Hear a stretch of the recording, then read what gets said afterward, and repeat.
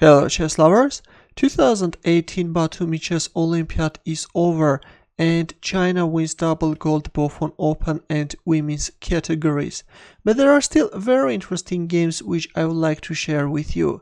This game is taken from China-Poland match where on board 1 Liren faced Jan-Krzysztof Duda. Now let's see what happened on the board.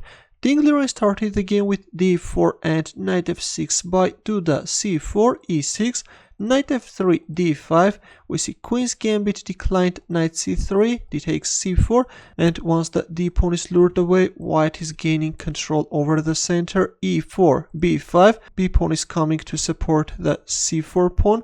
That's why Liren first played e5, moved away the pawn under the attack, and after knight d5 captured on b5, knight b6, black is protecting his pawn, bishop e2, knight c6, white castles king side, bishop e7, queen d2, Liren is bringing his queen on the king side and at the same time is freeing the d1 square for the rook, black castles king side, queen f4, rook b8, already there is a very nasty knight d5 threat, and then winning the knight on b5, that's why Liren played knight c3, f5, queen g3, white is now threatening bishop h6 and king h8.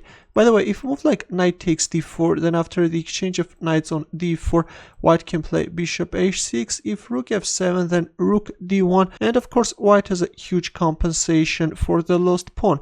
That's why after queen g3, Duda moved away his king from this dangerous g file. Now comes rook d1, knight b4, b3. Liren wants to get rid of this pawn on c4, which is making the light squared bishop passive. C takes b3, a takes b3, a6, and bishop c4. Liren is bringing his bishop on a more active diagonal. Knight c2, rook a2, knight b4.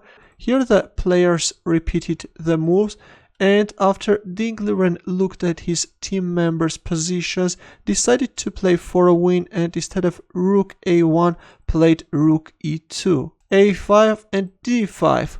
White rooks are in the center and Liren goes for a breakthrough and black actually has to be very careful. E takes d5 and e6. The position is getting very complex. Bishop d6, queen h3 and queen f6. Of course, capturing on c4 can be very dangerous because white can play knight g5, and if h6 then knight f7 and then e takes f7. This rook is coming. Also there can be some bishop takes h6 sacrifices. That's why after queen h3 we see queen f6. But here, instead of moving away his bishop, Liren played knight b5 and sacrificed a piece.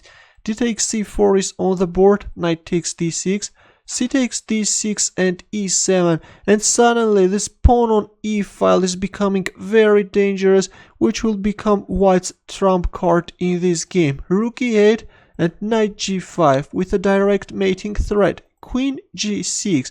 By the way, instead of playing queen g6, if we move like h6, then white can play queen h5.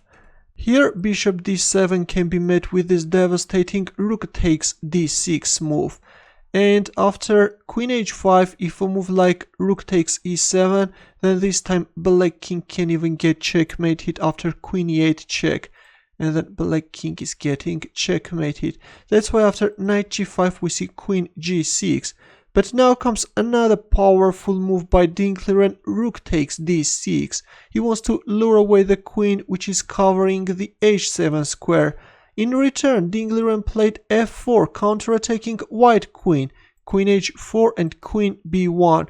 From b1 h7 diagonal, black queen is still covering the h7 square and is also threatening checkmate.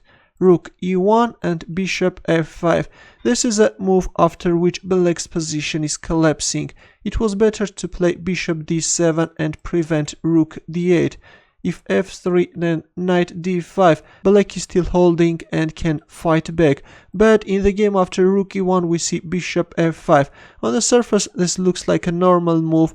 The bishop is coming to support black queen in order to cover the h7 square, but this steps into this deadly rook d8 move. Right now there are so many threats like knight f7 check, knight d6, or rook takes b8 and then e8.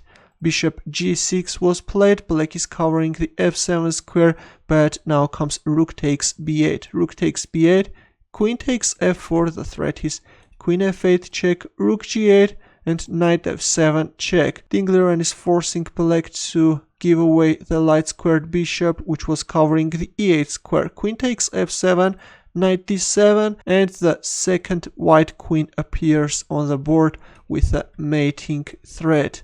Knight f6, a desperate attempt, but after this beautiful developing move, Duda resigned. With his last move, white both attacked black queen and wants to get rid of the defender and checkmate black king. Now if knight takes e8, then rook takes b1, the game is over. That's why after bishop g5, Duda resigned. This was a very complex game full of sharp tactical ideas and bold decisions. Thanks for watching. Here are more suggestions for you. For more games, consider subscribing to my channel. I will see you in the next video.